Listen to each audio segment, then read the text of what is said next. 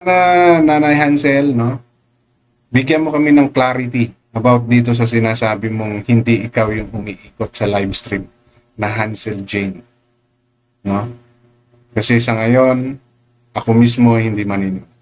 Dahil bakit ngayon lang? Bakit lumipas pa ang ilang?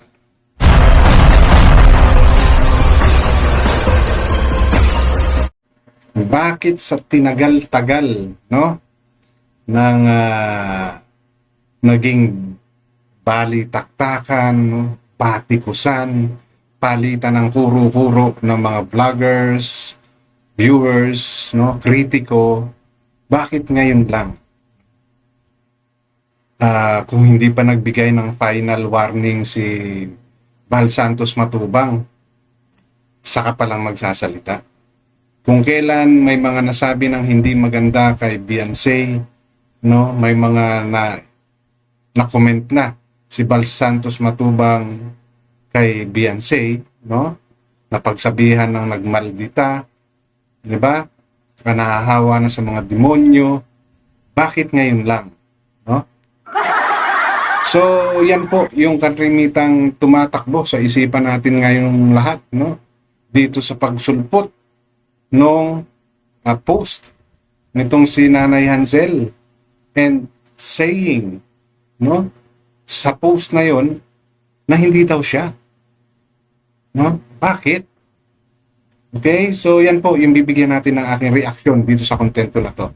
At bago po ako magpatuloy, welcome sa aking channel. Kung bago pa lang po kayo sa aking channel, please don't forget to like, share, and subscribe na rin po. And pakihit ng notification bell para maging aware kayo sa aking mga upcoming content. Any comment, suggestion, recommendation, leave it on our comment section. Issue lang po tayo, walang personal. Ay matuto po kayo mag-fact check para hindi po kayo mapagsabihan fake news. Okay? So yung mga sinasabi kong yan, kalimitan. Tanong nyo rin yan. Tanong din ng karamihan yan. Dahil for how many days, di ba? Although wala pa namang weeks, days pa lang, pero kung titignan po natin, bakit? Ano nangyari? Ba't ngayon ka lang lumabas, Nanay Hazel? No? As if hindi mo talaga alam yung nangyayari. Di ba? Kasi parang hindi ka panipaniwala. No, parang hindi ka nang pinipaniwala. Nandiyaran si Dr. Lab, nandiyaran si Red Sane, nandiyaran yung mga kapitbahay ninyo na pwedeng magsabi sa iyo. Alalahanin niyo po, Nanay Hazel, Hansel, kilalang kilala ang anak ninyo, especially dyan sa diet. Na? So yung mga nakapaligid ninyong kaibigan, imposibleng hindi yan nanonood sa nangyayari ngayon dito sa community ng Kalingap. No? So ito po, allow me to share yung part na ng post na yan, no? Actually, nakita nyo na to. Most of you saw this already. No? Yung post na yan. Si Hazel Jane Elona. No? Batallero. Diba? Shout out po sa gumagamit ng pangalan ko sa YouTube. Bakit ngayon lang, no? Katulad ng mga natanong ko kanina, anong nangyari? Hindi nyo po pwedeng sabihin na may gumamit sa account ninyo, no?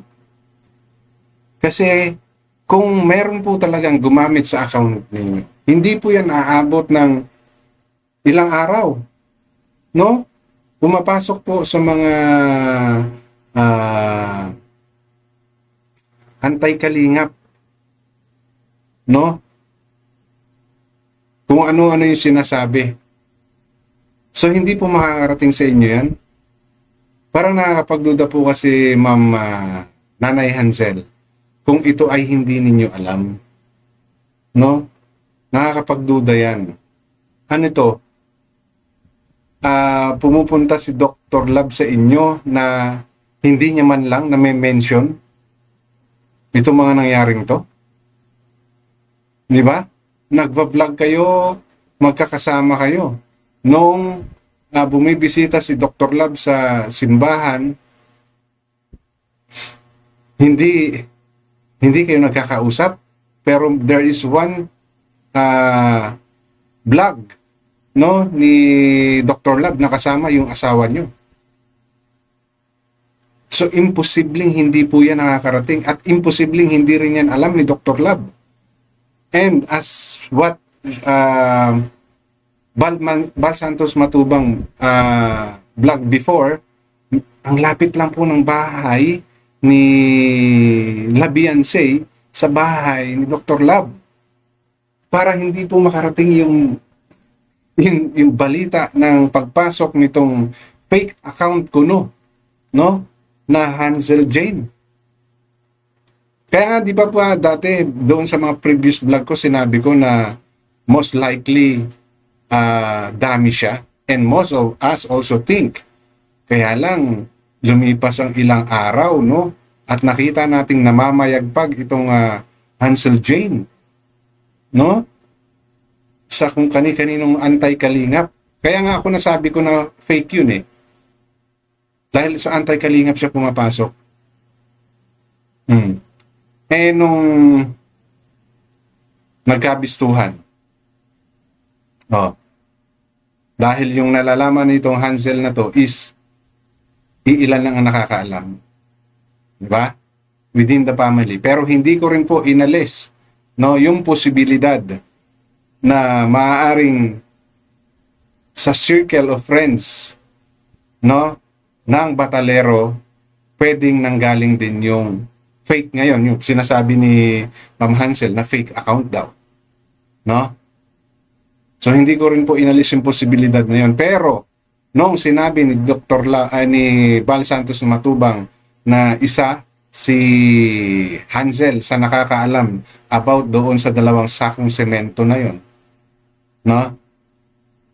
Kumbaga halos lahat nagkaroon ng batayan gano'n, na gano'n. So anong ginawa ni Dr. Lab? Ay ni Bal Santos Matubang? Binigyan ng warning. At nung winarningan, bakit biglang lumusot itong Hansel na to? Di ba? So, sino yon? As well, may mga naririnig din ako na maaaring alam mo yung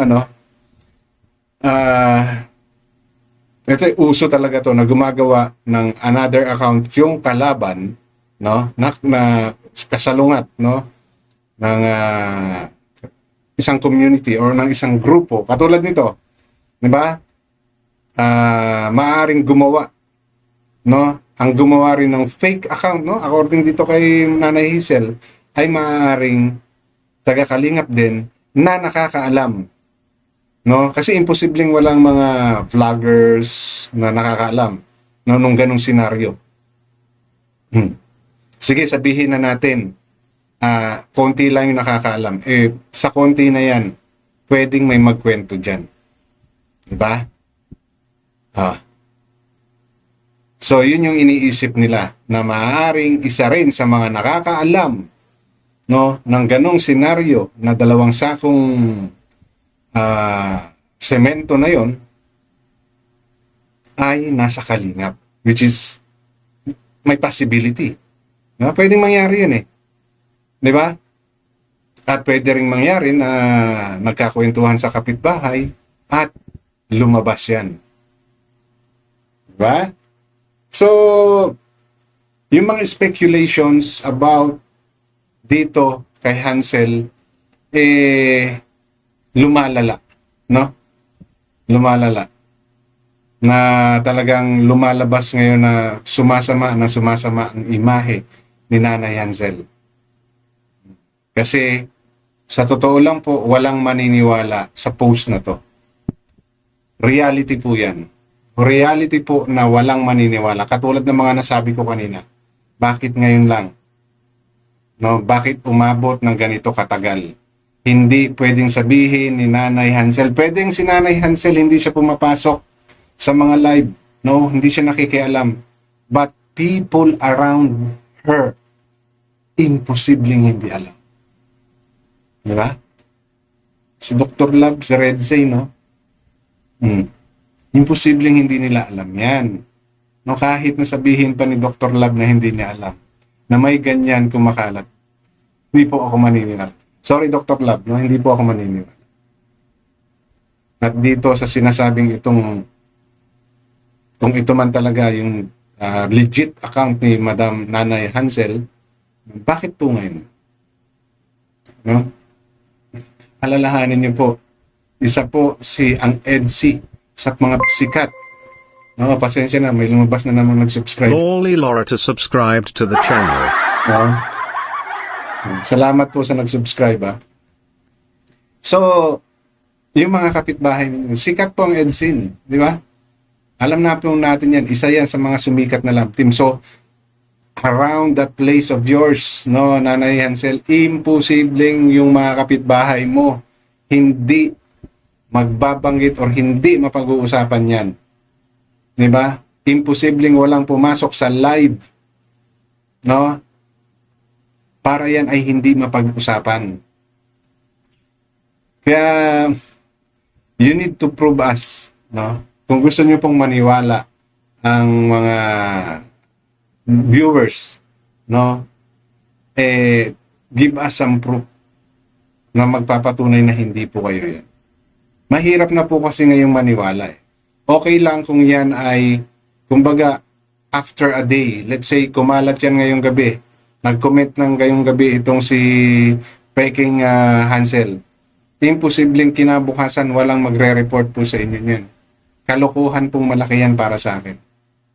No? So, show us a proof, no, that will encourage us or believe you na hindi nga po ikaw talaga yung gumagala na yon, na Hansel Jane, no, sa mga live stream ng mga anti-kalingap.